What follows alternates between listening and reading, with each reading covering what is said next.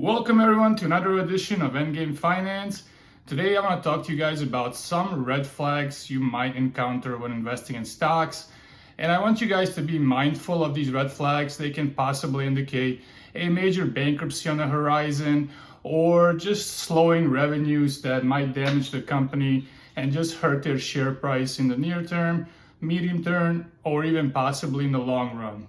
Now, this video was inspired by Third Point Investments. These guys just purchased a share in Disney. They build upon their share. They have around 1% of the company. And these guys outlined a really good case of how Disney has been depriving their shareholders of tremendous value.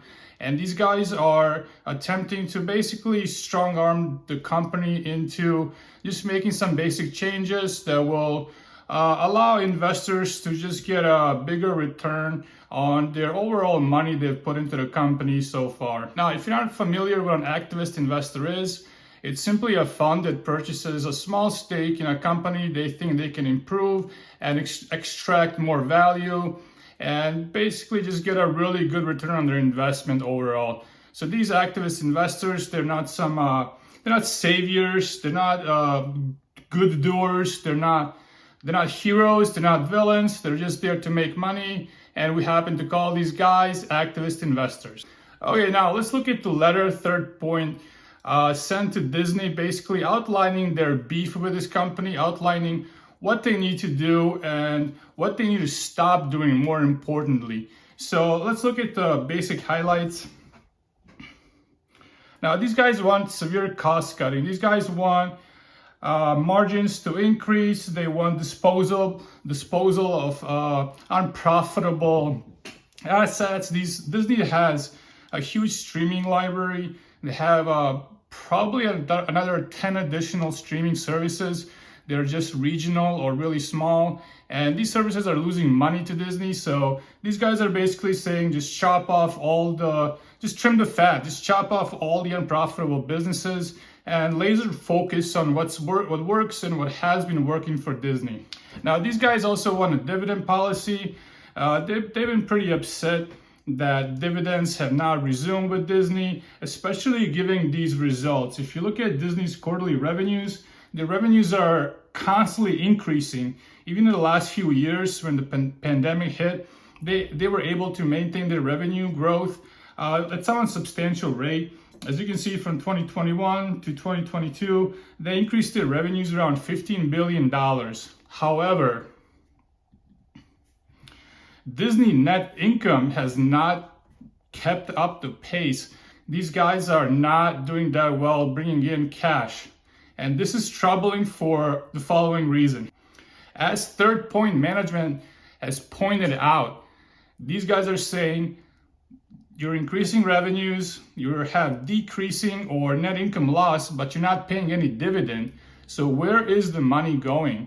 If these guys are not returning value to shareholders, if they're not repurchasing shares, if they're not paying out dividend, then where is the cash going? That's the beef that Third Point has with Disney. And they do have a valid reasons to be upset with this company. For one, if cash flows are increasing, but net profit is not, it's stagnating or even falling, that basically means the company has fat cat management. These guys are basically filled with George Costanzas. They're just laying around all day, not doing anything, not doing any work. They're taking naps at work. They're reading the papers, the books, making phone calls. They're basically doing everything but working at the company. See this also with Disney to a small extent. Disney has increased their staff from 2020 to 2021 by 16%. That's 30,000 new hires they have. But they're not extracting enough value from these people because, as we pointed out, their net income is consistently stagnating. So while these guys are just hiring more and more people, shareholders at the same time are not really seeing any return on their investments. They're not getting the dividends, they're not getting share buybacks. Meanwhile, these guys just keep hiring and just throwing wages at these people. And that's a huge red flag. If you guys see this in any business, if the company is just giving money to management but they're not utilizing that cash for a dividend or a buyback or even heavy R&D. This means that management is just basically there to extract as much value as possible. They don't care about shareholders, they don't care about stakeholders, they just care about their payouts. We can also see this recently with Twitter. Now, Twitter has fired around 3,000 people, and their product is actually improving. This means basically Twitter was in a similar position to Disney, where they were pretty much just hiring everyone. All the management got all their buddies in there. They're all drawing paychecks. They're all drawing $100,000 to $1 million per year. They're just cruising along. Meanwhile, shares of Twitter have been constantly collapsing. Company has not been profitable at all. These guys were in huge trouble. And then Musk came along. He fired 3,000 people. And guess what? Company services actually improved. They have a new UI, they have a new user interface, they have a subscription model, they have an edit button, and they're most likely going to unveil their own cryptocurrency called coins, and you will be able to use these coins to give awards to people that make a good contribution to Twitter. They have a fun comment, they're pointing out fun facts. So these guys have revamped the whole company after firing 3,000 people. So guys, keep that red flag in mind. First huge red flag is company is basically ran by fat cats and their friends. They're enriching themselves. They don't care about shareholders, stakeholders. And you can see this with increasing revenues. Meanwhile, you have decreasing net income. Meanwhile, there's no dividends or buybacks. So you can pretty much see these are just fat cats. These are a bunch of George Costanzas that are just reading the paper, taking naps at work, not really contributing. Now, second huge red flag is nobody is getting fired. You heard that right. Nobody's getting fired. These guys can miss production numbers completely. They can screw up, yet nobody's getting canned. I mean, what's the deal? Why are we keeping these guys that are drawing salary and they're not performing? So that might seem counterintuitive. Some people say it's a huge red flag if too many people are getting fired, but it's actually a red flag if not enough people are just getting canned. They're getting kicked out of there. They're on their way, adios. And we can see this especially with Elon Musk. We just mentioned Elon Musk fired around 3,000 people from Twitter, but even before that, Musk was very famous for firing people. I have never seen somebody fire so many people in all my time following the stock market. And at Tesla, I remember these guys were just leaving every other week. We have a VP, he's out. We have a legal counsel, he's out. We have executives, production line managers. These guys were just getting canned on a weekly basis. And everyone was saying, oh, that's the end of Tesla. Tesla is done for. All these guys are leaving. But they're not leaving. They're getting kicked out because they did not perform.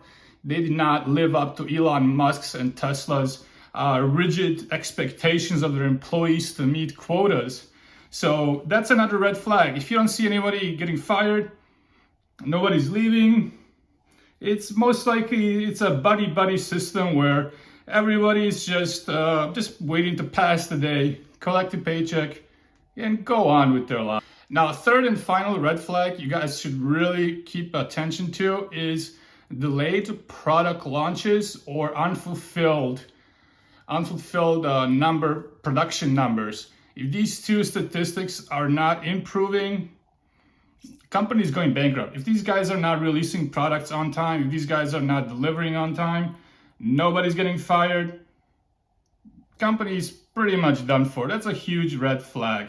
I remember GoPro actually had a really good roadmap, but once the company does not deliver on their roadmap, if they're just constantly delaying products and nothing is getting shipped, it just means the overall overhead costs start to accumulate for any company that has production lines. And that's pretty much all of them. So if they're delaying products, they still have huge overhead costs, which means they're bleeding cash. And as soon as the company runs out of cash, it's over, it's finished, finito. They cannot pay their employees, they cannot pay their suppliers, they cannot pay their rent. they cannot keep the lights on. So if there are constant delays, it is most likely that that company will go bankrupt eventually. The huge 3 red flags we covered today. This was inspired by Disney shares. I do not own any Disney shares. I do not plan to buy any.